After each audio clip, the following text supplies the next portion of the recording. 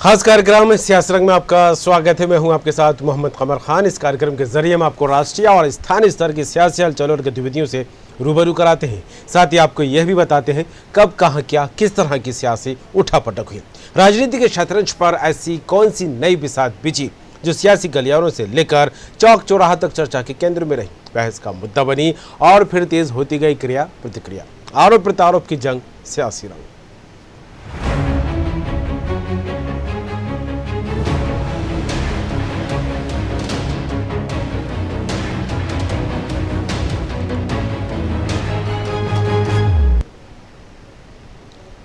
सियासी रंग में सबसे पहले बात करेंगे उस बड़ी खबर को लेकर जो सियासी गलियारों में काफ़ी चर्चाओं का विषय बनी हुई है। जी हां, कार में ईवीएम। इसी खबर पर बात करते हैं। असम में बीजेपी कैंडिडेट की कार में ईवीएम मिलने के बाद चुनाव आयोग ने सख्त कदम उठाया है। चुनाव आयोग ने 4 निर्वाचन अधिकारियों को सस्पेंड कर दिया है। साथ ही संबंधित पोलिंग बूथ पर दोबारा चुनाव कराने का फैसला लिया गया है। चुनाव आयोग ने इस मामले में रिपोर्ट जारी की। उधर कांग्रेस ने बीजेपी उम्मीदवार की योग्यता खारिज करने की मांग की है। चुनाव आयोग ने अपनी रिपोर्ट पे कहा, जैसा उन्होंने बताया कि वे करीमगंज की और बढ़े और रात 11 बजे कनीशशील पहुंचे थे। यहाँ ट्रैफिक की वजह से गाड़ी की रफ्तार धीमी हो गई थी। करीब 50 लोगों की भीड़ ने घेर लिया और उन पर पथराव कर दिया था।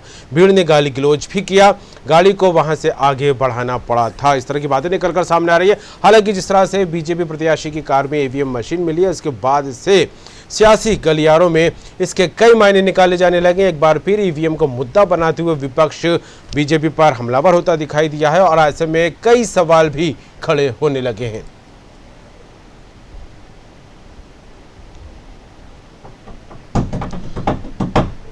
इस खबर में बात करेंगे, हमारे साथ जुड़ गए संदीप सिन्हा, एग्जीक्यूटिव एडिटर। संदीप जी, इस वक्त की जो सबसे बड़ा सियासी रंग निकलकर सामने आ रहा है वो यही है कि कार में जब ईवीएम मशीन मिली उसके कई सियासी मायने निकाले जाने लगे, लेकिन चुनाव आयोग की सख्ती भी निकलकर सामने आई है। ऐसे में किस तरह देखें इस खबर को और किस तरह देखें इस पर होने वाली सियासत को?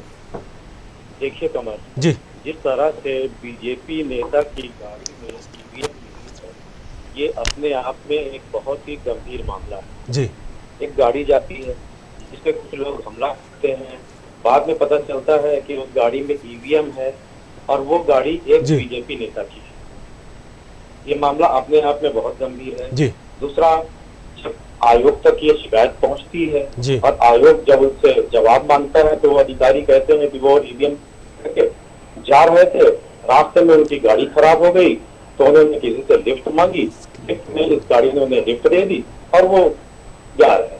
जी। मतलब ये जो थ्योरी है, चुनाव आयोग के जो अधिकारी हैं उनकी जो थ्योरी है, वो थ्योरी एक्चुअल में किसी के गले नहीं उतर रही है। जी, बिल्कुल। गांधी हो, पॉलिटिकल पार्टी हो, विपक्ष है, ये लगातार जी बिल्कुल।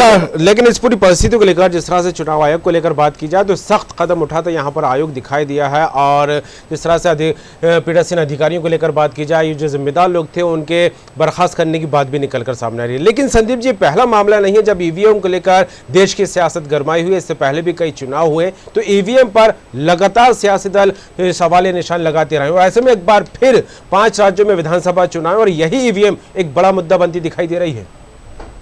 बिल्कुल कमल जी, सही कह रहे हैं आप। ईवीएम हमेशा से सवालों के घेरे में रही है जी, लेकिन इस बार जो मामला आया है ये बहुत ही गंभीर है, क्योंकि इस बार वो जो ईवीएम एक्चुअल में जो पहले विपक्ष सवाल उठाता रहा है सरकार पे, वो ये था कि कहीं ना कहीं ईवीएम पहले से टेम्पर्ड है जी। लेकिन आप ये सोचिए कि एक जिस जगह पे विधानसभा चुनाव हो रहा हो और करीमगंज के जो बूथ नंबर 149 है उसमें वोटिंग हुई हो उसी ईवीएम पे, और वो ईवीएम किसी नेता, किसी बीजेपी नेता की गाड़ी में मिलती हो जी, और इसलिए मामला थोड़ा सा गंभीर और भी हो जाता है क्योंकि वहां पे सरकार बीजेपी की है और केंद्र में भी है जी। तो कहीं ना कहीं विपक्ष जो है लगातार चुनाव आयोग को तो निशाना बना ही रहा है जी, लेकिन उसके निशाने पे सरकार भी है जी।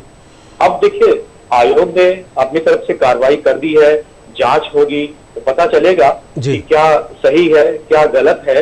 लेकिन जिस तरह की बातें वो कर्मचारी चुनाव आयोग के कर रहे हैं, बता रहे हैं कि गाड़ी खराब हुई, हम जा रहे थे, हमने मांग लिया, ये देखिए चुनाव आयोग के अपने कुछ प्रोटोकॉल्स हैं, खास करके ईवीएम को लेकर के। बिल्कुल।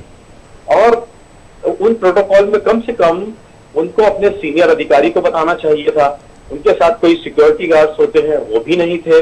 तो इस तरह के जो सवाल है एक्चुअली इतने कैजुअली जो बताया जा रहा है कि हम लेके जा रहे थे और इस तरह से मिली गाड़ी, हम बैठ गए, हमने ये भी नहीं देखा कि वो बीजेपी के नेता की है कि पत्नी के नाम है या क्या है।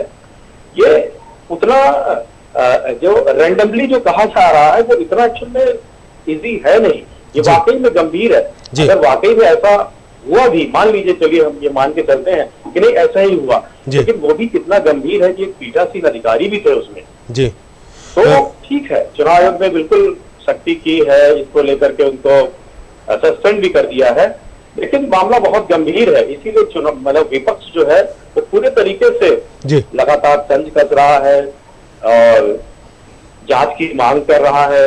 जी मामला गंभीर तो बिल्कुल संदीप जी, अब देखने वाली बात होगी कि जब इस तरह के मामले निकलकर सामने आते हैं, सवाल या निशान भी कई लगते हैं। जब सवाल उठते हैं तो सियासत भी अपने चरम पर पहुंचती है और इस पूरे मामले को लेकर आगामी दिनों में देखने वाली बात होगी क्या कुछ सियासी रंग सामने आता है। जुड़ने के लिए तमाम बात के लिए आपका बहुत बहुत शुक्रिया।